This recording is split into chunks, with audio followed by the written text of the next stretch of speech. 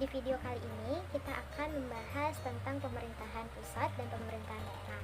Terus disimak ya videonya. Adik-adik, kira-kira tahu nggak sih apa itu pemerintahan pusat? Pemerintahan pusat adalah pemerintahan yang berkedudukan di tingkat negara. Nah, selain itu di Indonesia dulu istilah kota dikenal dengan daerah tingkat 2 kota madya. Sejak diberlakukannya Undang-Undang Nomor 22 Tahun 1999, pemerintahan daerah, istilah daerah ini tingkat 2 kota madya diganti dengan kata kota saja. Selain itu, istilah kota di provinsi bagian Nanggroe Aceh Darussalam disebut dengan Banda. Pemerintahan pusat negara Indonesia ini terdiri atas 4, yaitu presiden, wakil presiden, menteri, dan pejabat setingkat menteri. Kemudian, sebelum adanya perubahan UUD 1945, MPR merupakan lembaga negara tertinggi di Indonesia. Akan tetapi, setelah amandemen atau perubahan UUD 1945, MPR merupakan lembaga negara yang setara dengan lembaga-lembaga negara lainnya. Selain itu, lembaga negara yang dihapus dalam UUD 1945 setelah amandemen adalah Dewan Pertimbangan Agung atau DPA.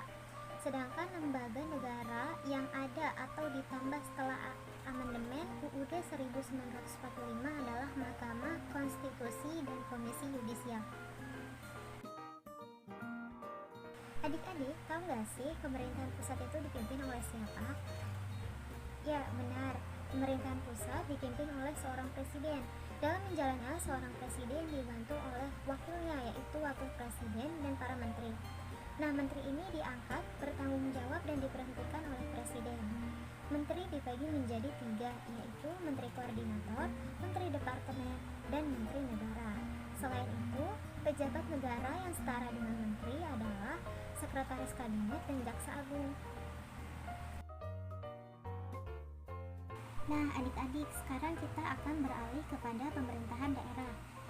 Berdasarkan Undang-Undang Nomor 32 Tahun 2004 tentang Pemerintahan Daerah, pada pasal 1 huruf D menyatakan bahwa pemerintahan daerah adalah penyelenggaraan urusan pemerintahan yang diserahkan kepada daerah sebagai fungsi-fungsi pemerintahan daerah otonom yang dilaksanakan oleh pemerintah daerah dan DPRD yang merupakan lembaga pemerintahan daerah menurut asas desentralisasi.